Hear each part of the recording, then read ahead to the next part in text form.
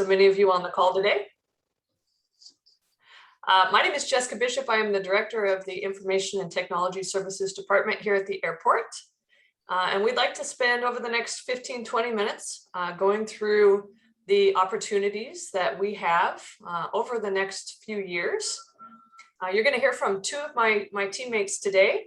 Mukund will talk to you first about the opportunities around the enterprise applications that exist at the airport. And then he'll turn it over to Dave. Dave will be talking about operations items such as servers, network, and service desk. So with that, I will go ahead and turn it over to them. Thank you for your time. Thank you, Jess. Good morning. And I'm Mukundan Vardarajan, Senior Manager IT. We have 3 business opportunities in my area. The first of which is weather and data feeds. This is for the flight status data feed. It could be provided in industry standard formats such as XML, JSON APIs, and also this is for the airport operation database. This feeds into AODB and the flight information display systems. And also, as part of it, we would like to see if operational data feed could be delivered in the same industry standard protocol, and that the feed should contain information related to gate management. The feed should be able to be used for gate management, billing, and airport performance measures.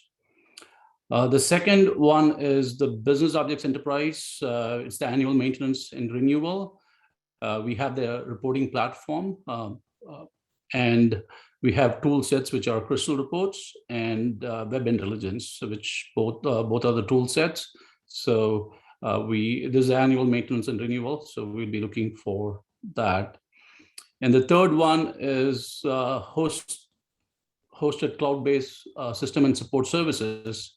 So this would be for a hosting service provider for hosting various authority websites and possibly some applications, along with a repository for cloud backups. And so those are the 3 in my area, and I'll pass it over to Dave. That's great. I really appreciate it. Thanks, Mukund. And thank you, everybody, for joining. It's great to see on this Tuesday morning that we have so many people participating in the Small Businesses Meet the Primes event. It's a great opportunity, and there's a lot of work that needs to be done at the airport.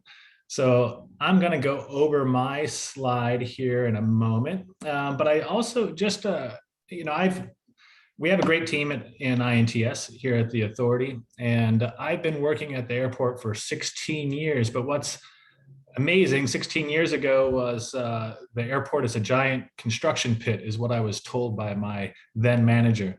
And it's never more true than today. We have so many opportunities coming up and so many in IT that this is just a small list of things that are coming down the pike. So anyhow, with that said, my list went away, but I don't know if you are still seeing the screenshot with all of our opportunities, but I think you are now, so this is perfect. So the first one I'm going to get to is the UPS maintenance contract. It's coming due. We've had a great business partner, and now it's up for a new contract. So this is an opportunity for any of you to bid on this. The UPS contract is, in essence, an opportunity to maintain all of our UPSs in our IDFs throughout the environment. Now, these range for large 150 kVA units, Mitsubishi units, to all the way down to a rack mountable UPS. So we require PMs done on these, battery changes, and also recommendations on when we should purchase a new UPS to support that area. Everything has a life expectancy. And though with battery changes, you can keep a UPS running for a while, but there are needs and opportunities to identify when an UPS needs to be changed out. Maybe because of its performance and energy usage. With technology comes new opportunities for items that run even better. So that's coming. That's Q4 of 2021, which is right around the corner. So, which is a great opportunity just to state, please get registered on Planet Bids. Everything we do is put out through Planet Bids. So if you're not registered on Planet Bids, you are not going to be aware of these opportunities. So the next one is our multifunctional device, which basically in the 10 years ago, we would say it was our copier, our copier contract. Now, with all the functionalities that copiers provide, it's the multifunctional devices. We have every department, for the most part, has a need for a copier. When we move into our new environment, our new admin building, which will be completed at the end of 2023, we would like to refresh our multifunctional device. Our current contract has been extended with Sharp as we prepare for our new building. But when we move into our new building, we'd like to deploy new devices to all these areas. Please be aware of that one. That's coming down the pike right away also. So,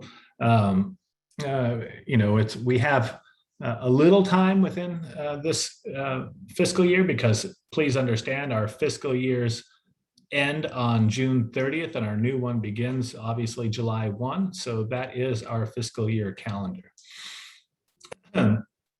Then we have our low voltage ready service contract. Low voltage ready service contract is incredibly important to INTS. There are needs for low voltage to be rerouted, to be installed in new locations quite frequently.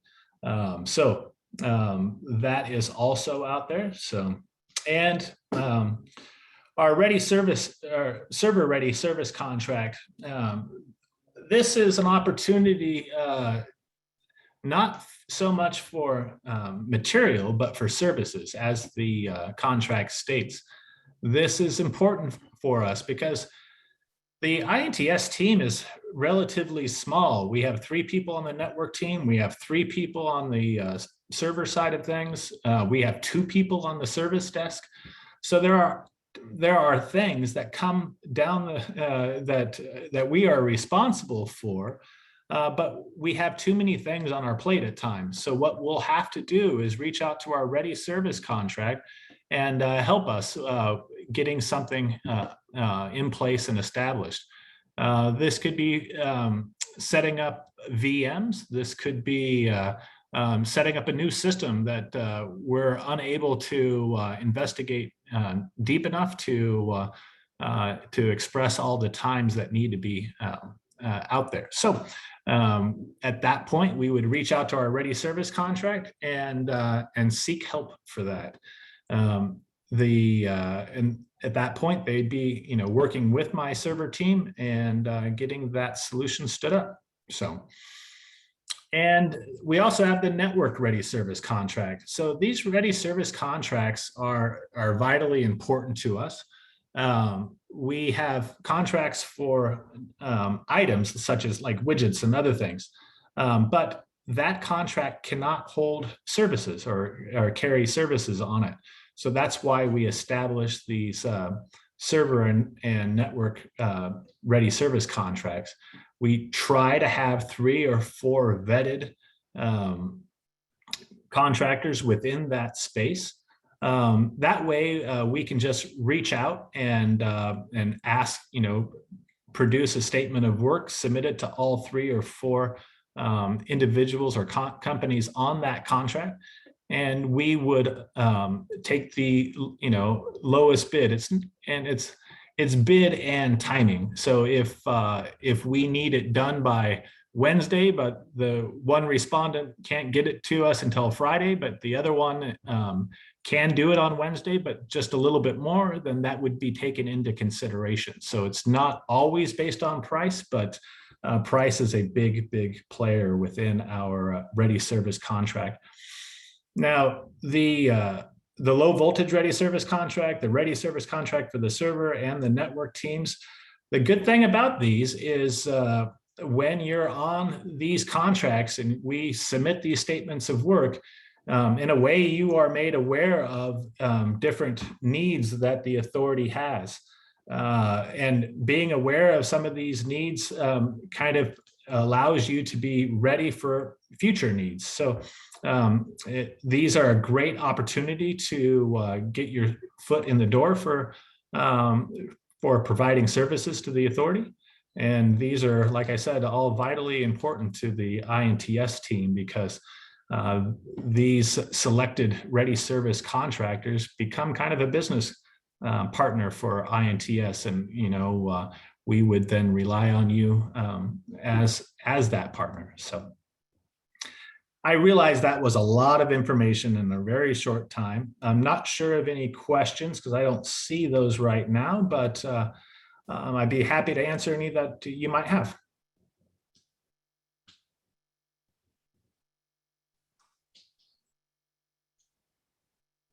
Well, I'm not hearing any questions, so I think, and Jessica, I'll hand it back to you. Very good. Thank you, Dave. Thank you, Mukund. So one last pause here for any questions for any of the. Oh, I see one. Do you contract with staffing firm for IT personnel? So I'll take that one. Typically, we allow our TCC, which is the HR department, to maintain contracts for IT personnel. I believe they've got a contract with Apple One and Manpower currently, and I'm not sure what the term date is on those agreements, but typically we would leverage TCC for personnel. Great question. Are these opportunities presented? Can you add a little more detail to that? Presented directly? Still a little uncertain as to what your question is. Are They are all posted on Planet Bids, and there's quite a few, or quite extensive documentation that gets posted with them. So please get registered on Planet Bids, and you will be aware of all these opportunities. Yeah. And to add on to it, just register the right categories also, so you get notified.